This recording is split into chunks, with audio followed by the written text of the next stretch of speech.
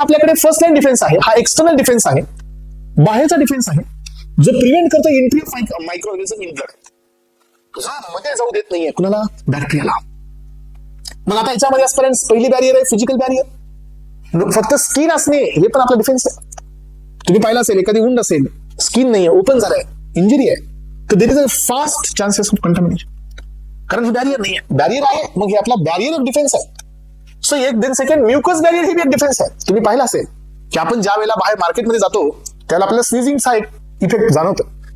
तर हे स्नीजिंगचा इफेक्ट कशामुळे असतो माहिती आहे? डस्ट, जेवढं डस्ट हे नेझल रूट मध्ये जाईल तेवढी बॉडी ही म्युकोसा प्रोड्यूस करते.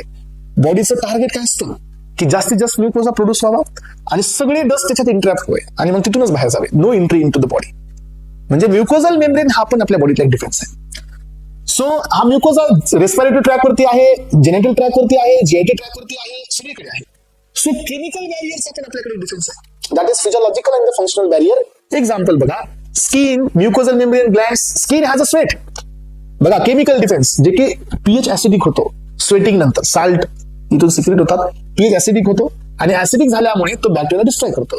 TS S lacrimal fluid, saliva, mucosa contain the enzyme lysozyme, lysozyme पण बॅक्टेरियाला डिस्ट्रॉय करतो. हे बी एक डिफेन्स आहे. Lysozyme break down the cell wall, कुणाची, ग्राम पॉझिटिव्ह बॅक्टेरियाची. ऑक्झेंटिक सेल जे आपल्या गॅस्ट्रिक ग्लँड मध्ये असतात, जे की एचसीएलचं प्रोडक्शन करतात, पॅराटल सेल्स, आणि त्याच्यामुळे आपला डिफेन्स मिळतो. हा पण केमिकल आहे. कोणता बॅक्टेरिया जास्त ससेप्टेबल असतो, that is salmonella typhi.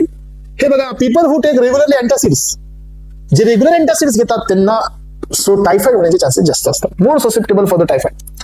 Throughout the reproductive life the female vagina contain very important enzyme. So that is lactobacillus acidophilus. का? कारण हा लॅक्टोबॅसिलस ऍसिडोफिलस काय करतो, लॅक्टिक ऍसिडचं प्रोडक्शन करतो फिमेल ट्रॅक मध्ये. आणि याच्यामुळे काय होतं सांगा, लॅक्टिक ऍसिड तयार झाल्यामुळे काय होतं फ्रेंड्स, लॅक्टिक ऍसिड हे पीएच ऍसिडिक होतं आणि तिथून इन्फेक्शन होण्याचा चान्स कमी होतो. बघा, हा नॅचरल डिफेन्स आहे. दिस इज इन द डिफेन्स जो एन्झाइम मेडिएटेड आहे. लॅक्टिक ऍसिड तयार होणे, ऍसिड असल्यामुळे H+ डोनेट होणे, तिथलं एन्व्हायरमेंट ऍसिडिक होणे आणि तिथून जे काही बॅक्टेरियल एंट्री आहे ती ब्लॉक करणे फिमेल ट्रॅक थ्रू, हे पण एक डिफेन्स आहे.